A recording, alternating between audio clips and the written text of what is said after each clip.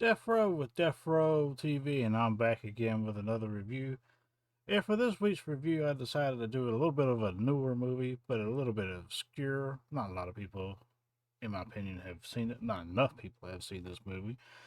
And it's from 2011 called State of Emergency, directed and written by Turner Clay. Now, before I get started on this review of this spectacular movie, please remember to like, subscribe, and share. Hit that notification bell so you can see the previous stuff I've done before, and you can see the new stuff that comes out that I try to put out just about once a week. So let's get started on this review, shall we? State of Emergency 2011, written and directed by Turner Clay, starring Jay Hayden as the main character Jim, as you can see him right here in the first shot. Tori White playing LX, Scott Lilly as Scott, Catherine Todd Norman as Julie. Scott and Julie play the wife and husband that he ends up meeting. And then McKenna Jones plays Emily, which is the fiance that you will see at the beginning of this movie and how this progresses further on. Now, basically, what happens in this movie, it starts at the very beginning of this movie. It starts off with them, basically in like a stairwell, and they're being chased by something in the stairwell. And Jim's got a gun focused in on the bottom of the stairwell, and Scott is basically holding the door shut, and Jim's telling him to, go ahead and move out of the way, and I'll take the shot, basically. And this is pretty much 3 quarters into the movie. They're kind of like doing a flash forward at the very beginning of the movie of this.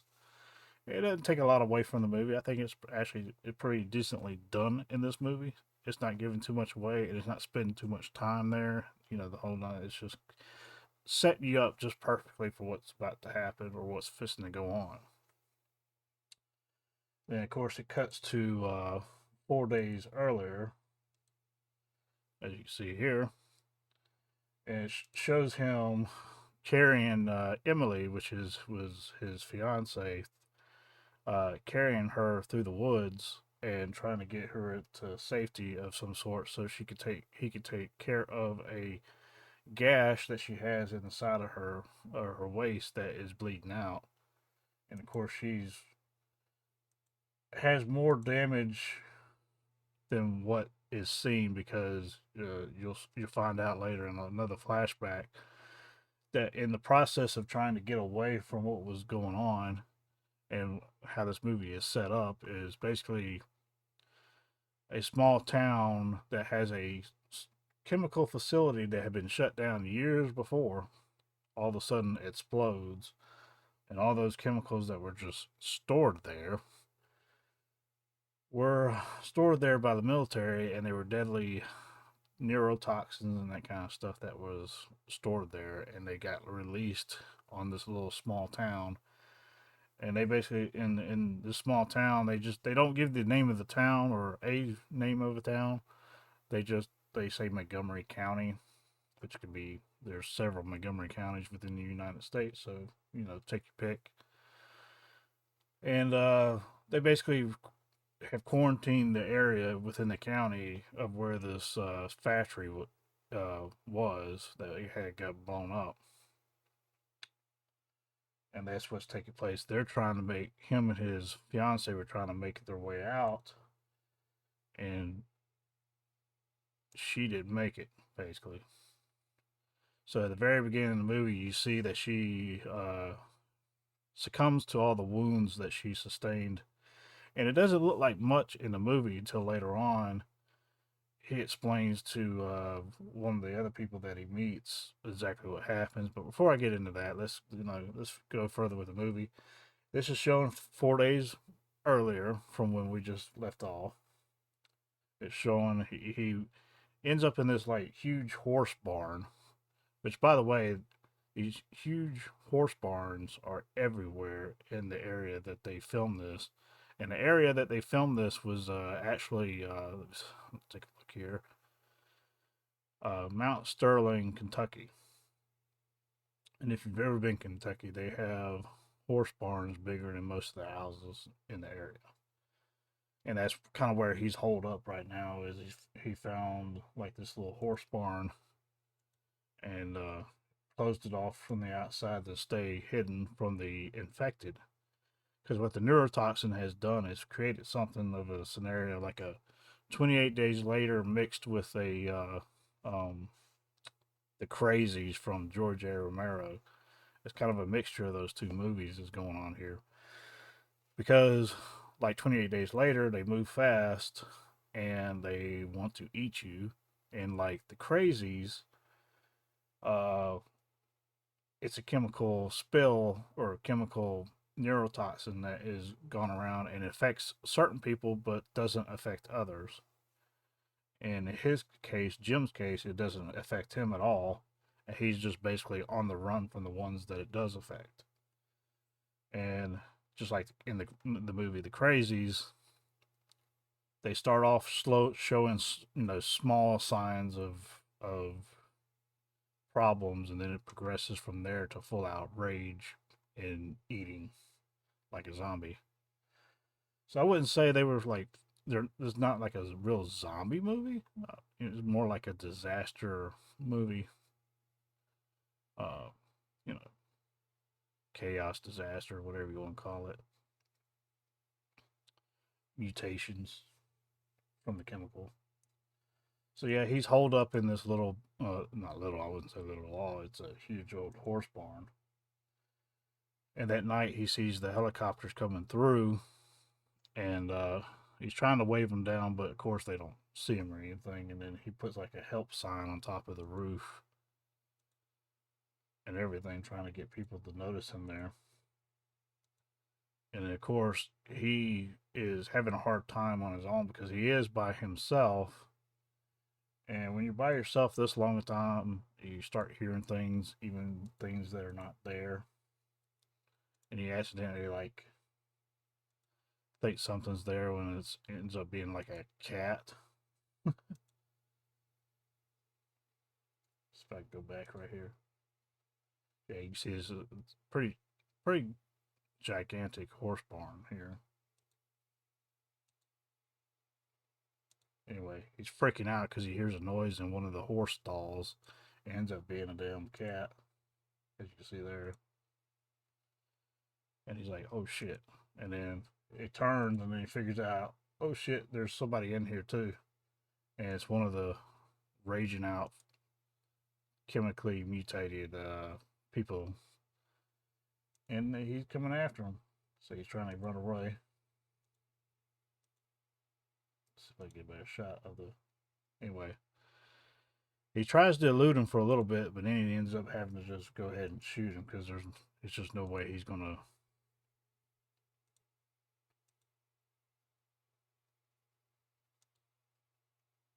Get a good shot.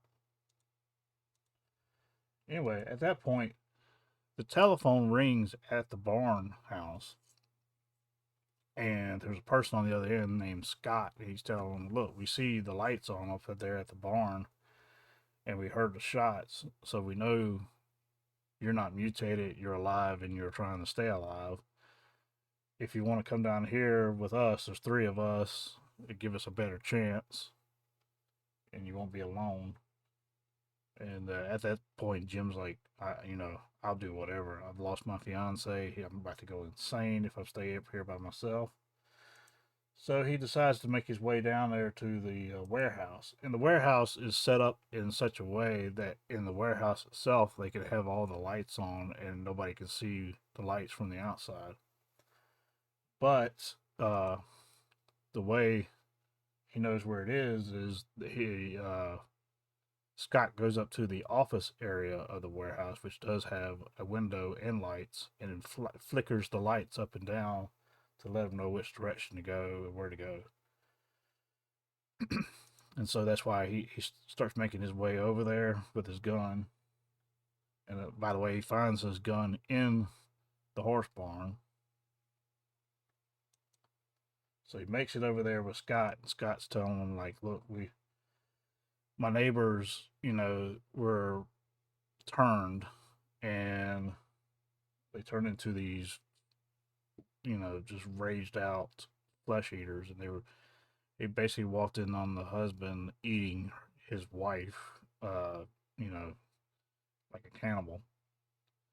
And he knew that he owned they were friends with the neighbors, and he knew he owned this warehouse, so he grabbed the keys to the warehouse and made a run for it to the warehouse. And so that's where they are now. He's in the warehouse with Scott, Julie, and LX. And so they're just talking about the plan and what they're trying to do. They're trying to wait it out till the army makes it to them for evacuation. And so so then we have like a little flashback of when things started, and this is where Jim is getting a anniversary present from his fiancee Emily, and it's a pocket watch. And apparently, the pocket watch means a lot to him because he had one when he was younger. And so that gift from Emily was a special thing for him. And then he tells her, "Go look go look in the drawer. I got something for you too." And apparently, they've been together for like 2 years, and like she finds a little box in there, and it's basically a engagement ring to get it to be engaged, and that's how they became. That's how his fiance or whatever. And he's supposedly he was starting a new job right at this point, and they were working their way out of the town, this small little town, to finally get away or whatever. And all of a sudden, she starts receiving phone calls and texts saying don't come to work and all this other stuff. He walks outside and he sees the helicopters and smoke going off in the distance. And then, like on top of that, one of the neighbors is like right outside their house, and then she's like standing there, all weird looking and stuff. And basically, the neighbor. This is like the very beginning of it right here, and he's looking at his neighbor like, "What's going on? Why is she standing in the middle of the road, just dazed out?" And then she looks over at him, and like her face is all messed up. So I can get a good shot of that. Yeah, right here. That looks around at it all. Like Anyway, then he wakes up. He's back at the warehouse. And at this point, he's talking to uh, Scott about how they ended up there. And like I said, I just told you that he grabbed the keys from his neighbors because he knew where this warehouse is. He knew his neighbor owned the warehouse, and he said he thought it would be a good place to hole up away from people because being in a more rural area where there's a lot of houses means more people, more you know things could happen. So he figured go come to the warehouse would be best place to just stand your ground and basically just wait for the military to show up and save them. Anyway, the next day they're taking into account how many of those raging cannibals, is what I'm going to call them, are outside their warehouse, and they're just kind of putting up on the chalkboard exactly how many there are. And at this point, Jim's trying to talk to her, LX, and LX at first didn't want nothing to do with Jim because Jim was accidentally ate her candy bar. But come to find out, she was upset about the candy bar for a reason. But that night she can't sleep, and so she goes upstairs and is talking to Jim about what happened to her and why she's there. Yeah, right here she's pissed off because they ate the candy bar. So yeah, that night she feels bad about what she did and decides to go talk to him. And she explains the whole reason why she was even in this little small town. She had tried to move away and lived in a big city or whatever. And it didn't work out. And of course, her parents, let her come back and live in her room again. And she's like, I, you know, kind of resented it, but at the same time, was glad that I had them to come back to. And then she goes on to say that she should have treated her parents better, and she starts to cry about how she didn't, how they turned into one of those mutants or whatever, the raging cannibals, and she didn't get to tell them that she really did love them and everything, and she feels bad about that. And then of course, Jim tells Alex about the Emily and what was going on. Emily was basically his only friend in that little town, and they were planning on moving away because he got a new job and all this other stuff. But of course, none of that came to fruition. And it shows about this point, it shows kind of what happened to Emily. Because at the very beginning of the movie, you kind of see Emily just has like a wound on her side or whatever. And it's like, well, how could she just die from a little small wound on her side? Well, in the flashback that Jim was talking to Alex about, it shows that they on the in the process of trying to get away from that area, they hit a tree like head on. Um, and most of the injuries that she had received were internal injuries, and it was probably from the wreck in the vehicle that they were in. He didn't sustain any injuries, and she did, and that's what ended up killing her was the injuries from the actual car wreck, not more or less the wound that she had. And they kind of show a little bit of it. See if I can catch a piece of it here.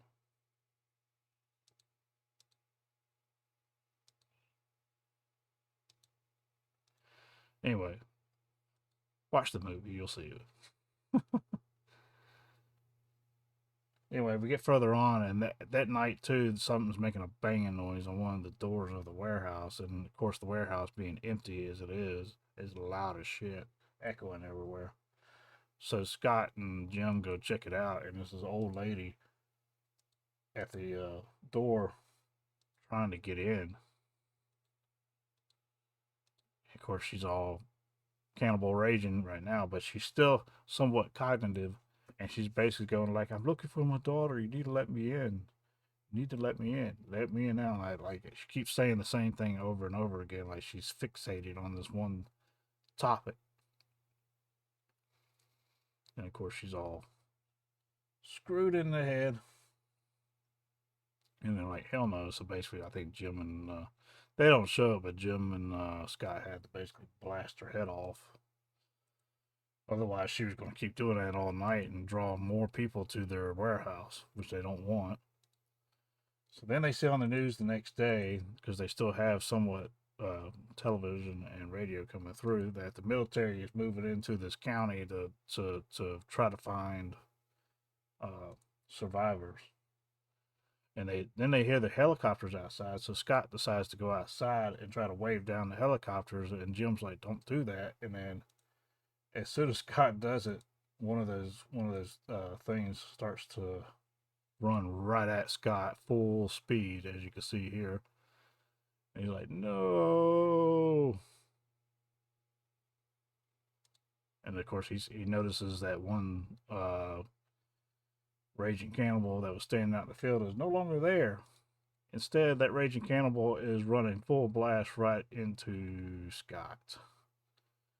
And so it's like, oh, slow mo running here.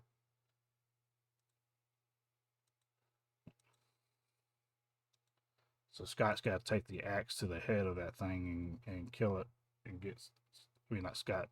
Jim has to kill the raging cannibal with a little hatchet to the head and get Scott back in before it's too late. And of course, Scott's wife is like, "What are you two doing?" And then of course, they're arguing with each other about the whole ordeal.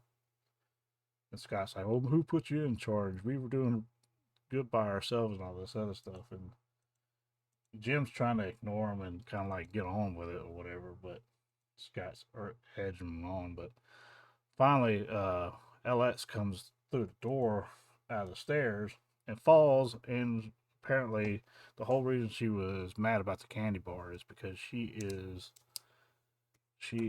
out of insulin and has no more shots for whatever reason. She didn't let anybody know this. Maybe she thought they would be rescued in time. I don't know. And so now there's a new problem. They need insulin shots. Well, a couple days before Jim had gotten there, Julie explains to him that there was a supply drop about a mile away from the warehouse, and a supply drop probably has insulin shots or insulin stuff in it, and because there's a military supply and medical drop, food and everything else. And so Jim doesn't want to lose anybody else after he lost his fiance. He's gotten close to LX as well after talking, through the night and everything. He gets Scott to get up on top of the roof and take out as many as he can that he can see around the area while he makes a run for the drop. So he gets to the drop. He finds the medical stuff. It does have the insulin he's looking for.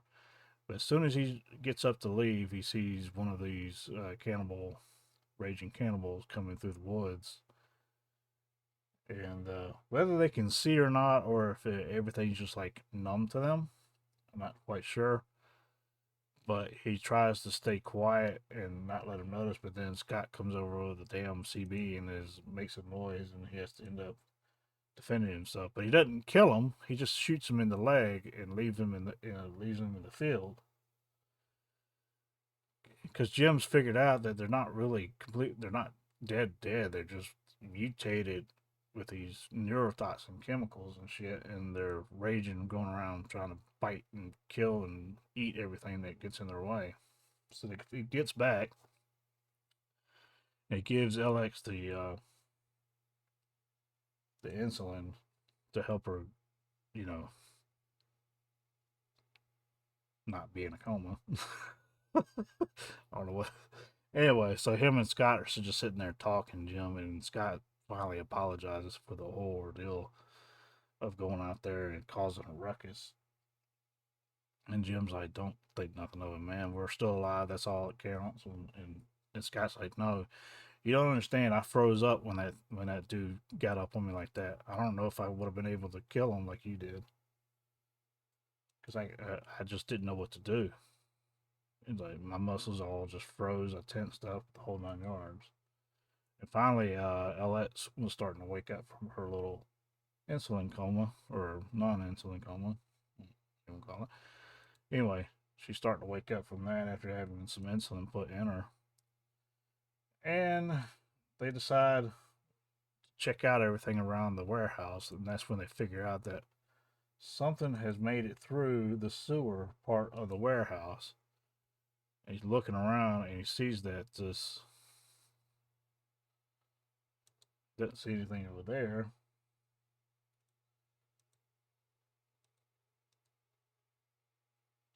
And that's when he notices the sewer cap over here has been pried off and something's come through. And he's like, "Oh shit." Yep.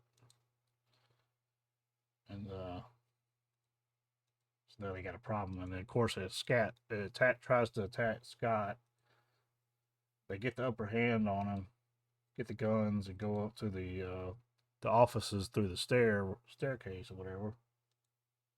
See right here, like, oh shit.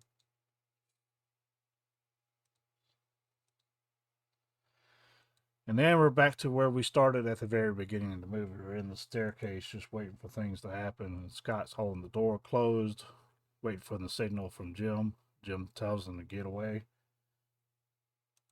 He's ready to shoot. And he gets ready to shoot.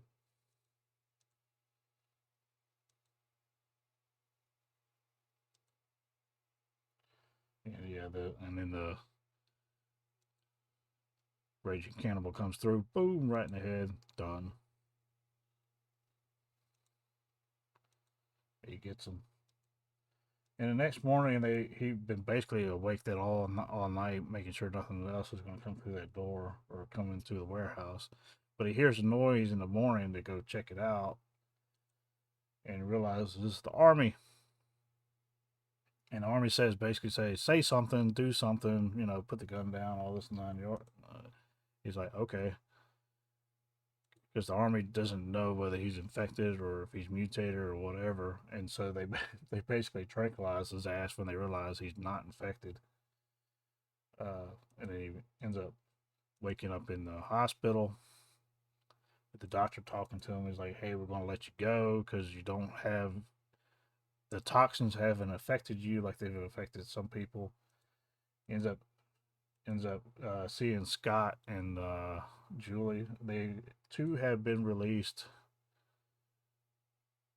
They've been through a huge, basically been through their own like little. I mean, this whole thing has been like a whole roller coaster ride of events for them, and basically he's gained three friends from this whole thing when he lost his fiance in the process. And then you get to see LX wake up from her thing, and they're basically like in a military hospital of some sort. And of course, Jim's going to go check up on LX. And that pretty much ends the movie with LX and Jim meeting up again.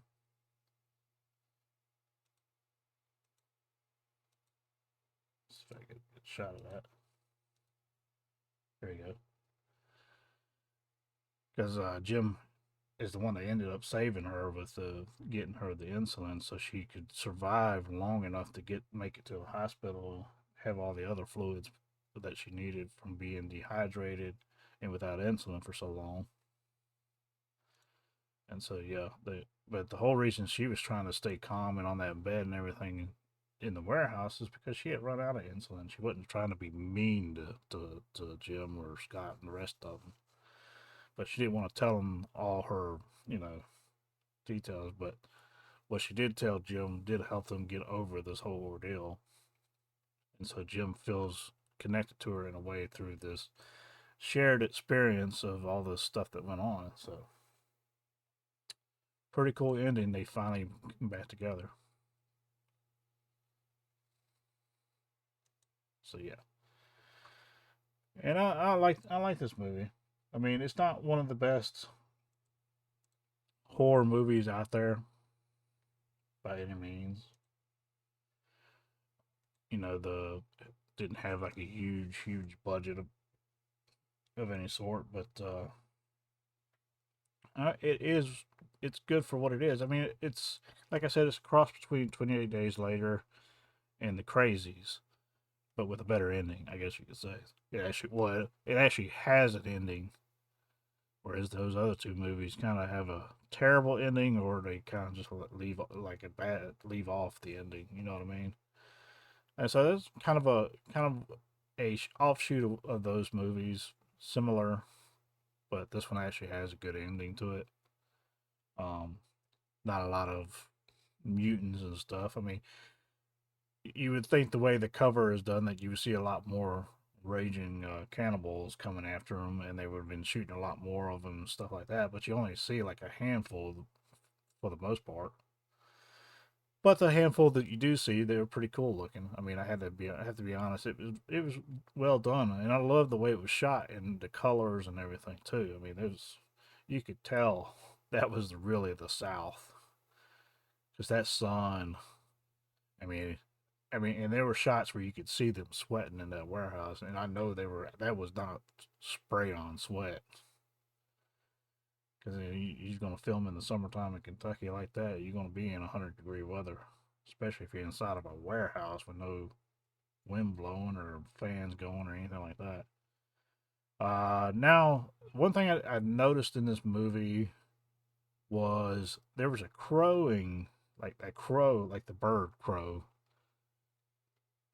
sound throughout the movie. And I don't know if that's something they added to the movie, the sound effects, or if that was something that was actually happening during the time of filming, because it doesn't show up through entire movie. It's just certain parts of it. So I don't know if there was somebody had a crow on set or some shit, or I mean, it added to the creepy feeling. I give you that, but I don't know if it was something done on purpose or it was just something that was just there, you know. But you know, I give this movie a good, solid three out of five, which will put me around the, I'll give it I'll put it around the 70% on the critic list. Why not? I like this movie. I mean, it gives me. I mean, it does a lot with very little, and that's kind of cool in my opinion. I mean, when it comes to independent films, you can make something like this, not spend a huge ton of money, and it still be compelling. You still keep your interest, and that's what this movie does for me. Even though there's not a lot of gore, there's not a lot of, you know, it's not a lot of everything, but it's still the the thriller aspect in this movie keeps you entertained and keeps you into the movie all the way to the end. So there are a couple of slow moments there, but you get past that, you're good to go. So yeah, 70% for the critic list and 3 out of 5 for me. And that is my review of State of Emergency 2011 horror sci fi thriller. Death Row